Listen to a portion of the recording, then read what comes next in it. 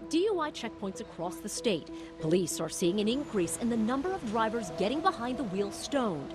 According to the California Highway Patrol, driving under the influence of marijuana arrests have increased 31%, and injuries relating to people driving under the influence of marijuana has increased 102% since recreational cannabis was legalized. But determining how stoned a driver is has eluded police.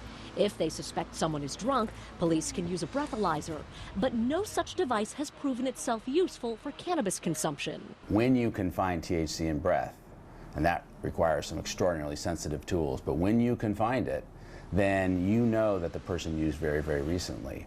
THC is the psychoactive component in cannabis that makes you high and can impair a driver's reaction. Dr. Mike Lynn is an emergency room physician and reserve deputy sheriff. He is also the founder of Oakland-based Hound Labs, makers of the world's first breathalyzer to measure recent marijuana use and alcohol in breath.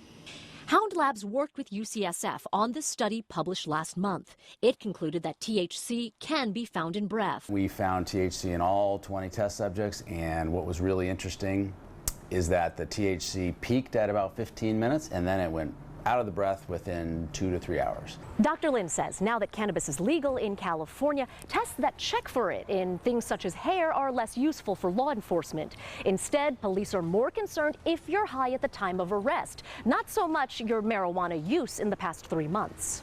We find THC in breath, it means the person smoked in the last couple of hours.